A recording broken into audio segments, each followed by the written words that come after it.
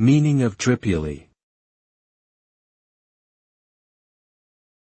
Drippily. Drippily. Drippily. Drippily. The word drippily is not a common English word and cannot be found in most dictionaries. However, it is likely derived from the verb drip, which means to fall in drops or to leak slowly. Based on this assumption, the meaning of drippily can be inferred to describe something that is wet and messy due to dripping or leaking liquid. For example, a leaky faucet could cause a drip-drip sound and leave the sink basin drippily wet.